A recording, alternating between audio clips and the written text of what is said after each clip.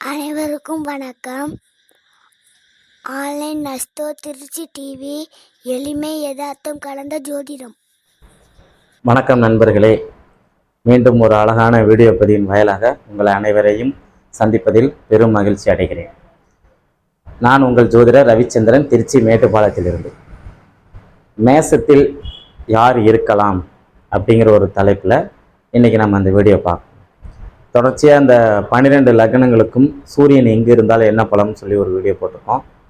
அதுக்கு நிறைய ரெஸ்பான்ஸ் இருந்துச்சு. நிறைய பேர் ஃபோன் பண்ணி என்கிட்ட இது மாதிரி தொடர்ச்சியான வீடியோகள், இந்த மாதிரி வீடியோக்கள் போடுங்க, ரொம்ப சிறப்பு, ஒவ்வொரு லக்னத்துக்கும் ஒரு நாள் வீடியோ போடுங்கன்னு சொல்லியிருக்காங்க.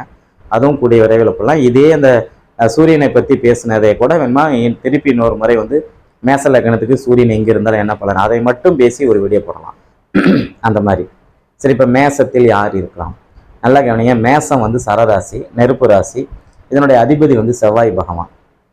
தலைமை பண்பு, தலையை குறிக்கக்கூடிய ஒரு அமைப்பு. ராஜ கிரகம் சொல்லக்கூடிய நவகிரக நாயகர்களான சூரியன் உச்சமடையக்கூடிய வீடு இந்த வீடு. சரிங்களா? சரிங்க. அதே மாதிரி தொழில்காரகன் சொல்லக்கூடிய சனி பகவான் இங்கே நீச்சம் அடைவார். சரிங்களா? அதன் பிறகு குரு பகவான் இந்த வீட்டில் நட்பு நிலைமையில் இருப்பார். செவ்வாய் ஆட்சி பலத்தில் இருப்பார், முன்னாடியே சொல்லிட்டோம். குரு பகவான் பார்த்தீங்கன்னா இங்கே நட்பு நிலைமையில் இருப்பார். சந்திரன் இந்த வீட்டில் நட்புல இருப்பார். அதன் பிறகு பார்த்தீங்கன்னா சுக்கிரன் இங்கே சமத்தில் இருப்பார்.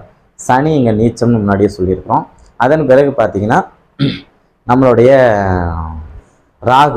ராகு இந்த வீட்டில் இருக்கும்போது அவருக்கு ரொம்ப பிடிச்ச வீடு அப்படிங்கிற ஒரு அமைப்பை சொல்லுவோம்.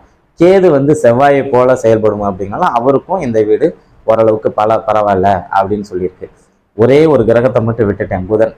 இந்த புதன் இங்கே இருந்தால் அவரும் பார்த்தீங்கன்னா இங்கே நல்லா கவனிங்க. புதன் சந்திரனை மட்டும்தான் பகையாக நினைக்கும், மற்ற கிரகங்களை ஒரு பகையாக நினைக்கிறது இல்லை. இங்கே இருக்கும்போது சமம்ங்கிற ஒரு பகுதியில் இருப்பார் அப்படின்னு சொல்லலாம். சரி, இந்த மேச லக்னத்துக்கு நல்லா கவனிங்க, யார் இருக்கலாம் அப்படின்னு ஒரு அமைப்பு. நல்லா கவனிங்க. லக்னத்தினுடைய அதிபதி நேரடியாக லக்னத்தில் ஆட்சி பெறுவது கூடாது. அவர் என்ன பண்ணணும்? 8ஆம் இடத்துல போய் மறைஞ்சு இருந்து ஆட்சி பெறுவது நல்லது. லக்னத்திலேயே ஆட்சி பெறும்போது கோபம், முரட்டுத்தனம், பிடிவாதம், அதிகாரம் இதெல்லாம் அதிகப்படுத்தி ஜாதகரை அதே மாதிரி தலை சார்ந்த ஒரு பிரச்சனை கொடுத்து, தலைப்பகுதி எப்பவுமே சூடாக இருக்கும். தலையில் காயம், ஆப்ரேஷன், சின்ன அந்த உடல் நலம் சார்ந்த ஒரு பிரச்சனைகள் எல்லாம் கொடுக்காம எதை கொடுத்தாலும் பெரிய அளவில் அந்த லக்னத்தில் இருக்கக்கூடிய செவ்வாய் கொடுத்துரும். அதனால் செவ்வாய் லக்னத்தில் இருப்பதை விட 8ஆம் இடத்தில் இருப்பது நன்மை அப்படின்னு சொல்லலாம். சரி, அதன் பிறகு பார்த்தீங்கன்னா 2வது கிரகம் பார்த்தீங்கன்னா அந்த வீட்டில் உச்சமடையக்கூடிய கிரகம் சூரிய பகவான். இப்போ சூரியன் லக்னத்தில் இருக்கலாமா அப்படின்னா இந்த மேச லக்னத்துக்கு ஒரு 5ஆம் அதிபதியாகி லக்னத்தில் அமர்வது சிறப்பு. நல்லா கவனிங்க. ஆனால் இங்கே சூரிய திசை வரக்கூடாது. சூரிய திசை சின்ன வயசில் வரக்கூடாது. அதாவது மீடியத்தில் வரலாம்.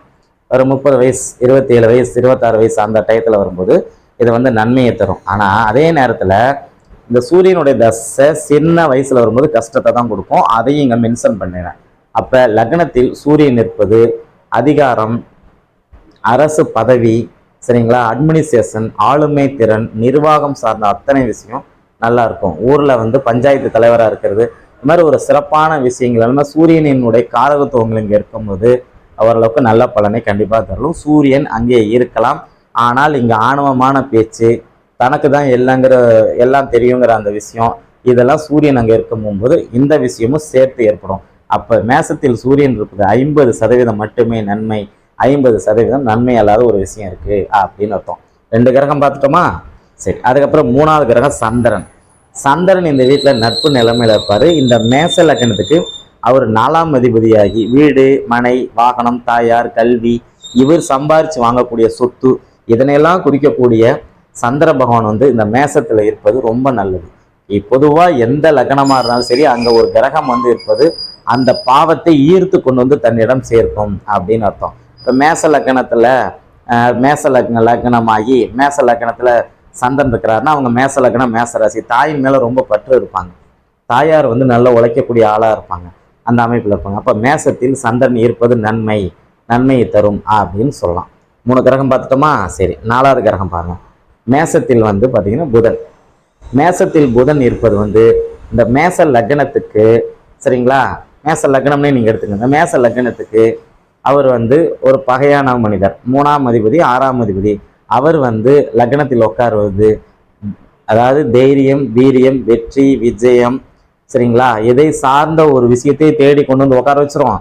அதே மாதிரி நோய், எதிரி, கடன், வம்பு, வழக்கு, வேலை, இதை சார்ந்த ஒரு விஷயத்தையும் கொண்டு வந்து உட்கார வச்சிரும். அப்ப மேசத்தில் புதன் இருப்பது நன்மை அல்ல. சரிங்களா? சரி, அதே மாதிரி பாருங்க, அதுக்கப்புறம் மேசத்துல புதனை பார்த்துட்டோமா, அதுக்கப்புறம் குரு பகவான். இந்த மேசத்துக்கு ஒரு நண்பர், செவ்வாயை நண்பராக கொண்டவர். இந்த மேசத்துக்கு ஒரு 9ஆம் அதிபதி 12ஆம் அதிபதி. 9ஆம் இடத்து லக்னத்தில் இருக்கும்போது திக்பலம் பெறுவார். 9ஆம் இடம் வலு பெறும். 9ஆம் இடத்தை பார்ப்பார்.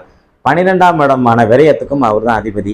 9ஆம் இடம் அப்படிங்கிற அமைப்புல பெயர், புகழ், பாக்கியம், ஆன்மீக வழிபாடு, குருமார்மல் மேல நம்ம வச்சிருக்கக்கூடிய நன்மை, சரிங்களா, இந்த குரு மரியாதை, அந்தஸ்து, இது எல்லாமே குறிக்கக்கூடிய அந்த 9ஆம் இடத்துக்கு அவர் லக்னத்துல உட்காந்து திக்பலம் இருக்கு 9ஆம் இடத்தை பார்ப்பது தகப்பனாருக்கு நன்மை. இப்ப நான் சொன்னேன், இந்த 9ஆம் இடம் காரகத்துவம், அந்த அந்த பாவக காரகத்துவம் சொன்ன பாருங்க, இதனை சார்ந்த விஷயத்துல கண்டிப்பாக நன்மையை தரும். உயர்ந்த மனிதர்களுடைய பழகக்கூடிய அந்த தொடர்பை ஏற்படுத்தி தரும். அப்ப மேசத்துல வந்து குரு பகவான் இருப்பது கூடுதல் நன்மை. சரிங்களா? சரி, அதன் பிறகு பார்த்தீங்கன்னா சுக்கிரனை பார்க்கலாம். சுக்கிரன் வந்து மேசத்துக்கு அவர் 2ஆம் அதிபதி 7ஆம் அதிபதி, பொதுவான மாரகாதிபதியாக வராரு. அவர் தான் மேசத்துக்கு கலத்திரம் சம்பந்தப்பட்ட விஷயத்தை தருபவர். சுக்கிரன் வந்து செவ்வாயை சமமாக நினைக்கக்கூடிய கிரகம். இவர் அந்த மேசத்திலையும் விருச்சிகத்திலையும் இருக்கும்போது தன்னுடைய ரிஷபதுலாம் வீட்டை பார்ப்பார்.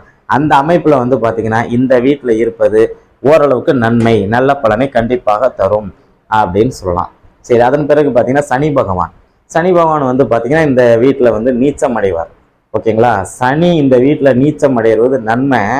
ஆனால் அதே நேரத்தில் அவர் பாதக ஸ்தானத்துக்கு அதிபதியாக வருவார், தொழில்காரகனாக வருவார். தொழில்காரகன் வந்து நீச்சம் அடையக்கூடாது.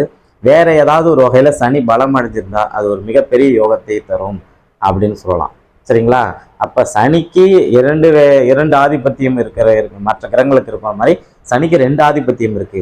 அதில் ஒரு ஆதிபத்தியம் 10ஆம் இடம், அது நல்ல ஒரு விஷயம். 11ஆம் இடங்கிறது லாபம், அது நல்ல விஷயம். ஆனால் அங்கே பாதகாதிபதி அப்படிங்கிற முறையில் அவர் அங்கே வந்து நீசம் அடைவது ஒரு வகையில் நன்மை அல்ல. ஆனால் அதே நேரத்தில் சனி ஒரு பாவ கிரகங்கனால அவர் நீச்சம் அடையும் போது தொழில் சார்ந்த ஒரு விஷயத்தையும் பிரச்சனை பண்ணி விட்டுரும் அப்படின்னு சொல்லலாம். மேசத்தில் அவர் இருப்பது வந்து பார்த்திங்கன்னா நன்மை அல்ல அப்படின்னு சொல்லலாம். சரி, அதுக்கப்புறம் மேசத்தில் ராகு. மேசத்தில் ராகு இருக்கும்போது அவர் செவ்வாயோடைய வீட்டில் இருந்து செவ்வாயை போலவே செயல்படுவார். மேசத்தில் ராகு இருப்பது ரொம்ப நன்மை தான். சரிங்களா? செவ்வாய் லக்னாதிபதியாக இருந்து என்னென்ன பலன் தருவாரோ அது எல்லாமே ராகுவும் தருவார். தன்னுடைய ஸ்டைலில் அங்கே வந்து அவர் தருவார் அப்படின்னு சொல்லலாம். சரி, அதே வீட்லேயே கேதுவும் இருக்கிறார். ராகு அல்லது அதனை அடுத்து கேது. ராகு கேதுவும் ஒரு இடத்துல இருக்க முடியாது, இங்கே நல்லா தெரியும், கீழே எல்லாம் கமெண்ட் பண்ணுவீங்க. சரிங்களா? இப்படித்தான் ஒரு வீடியோவில் ஒரு ஃப்ளோவில் வந்து ஒரு ஒரு வாய்ப்பாடு கணக்க சொன்னேன். அது தவறு தான். அதை மென்ஷன் பண்ணி ஒரு 4 பேர் கமெண்ட் போட்டிருக்கீங்க. இதில் ஒருத்தர் சொல்கிறாரு, எனக்கு புதன் வந்து சுத்தமாக எனக்கு நீச்சம் அப்படின்னு சொல்லி எனக்கு போட்டிருக்கிறாரு. நான் வந்து ஸ்கூலில் எங்கேயுமே 100 மார்க் வாங்கலை. பட் கல்லூரியில் ஒரு 6 பேப்பரில் பிஎஸ்சி மேக்ஸ் படித்தேன். ஒரு 6 பேப்பரில் நான் 100 வாங்கியிருக்கேங்கிறது இந்த வீடியோ வாயிலாக உங்களுக்கு சொல்கிறேன். ஏன்னா ஒரு வீடியோ பேசும்போது ஒரு ஒரு ஃப்ளோவில் பேசுவோம். அதெல்லாம் ஆரம்ப காலகட்டத்தில் பேசின வீடியோ. ஓகேங்களா?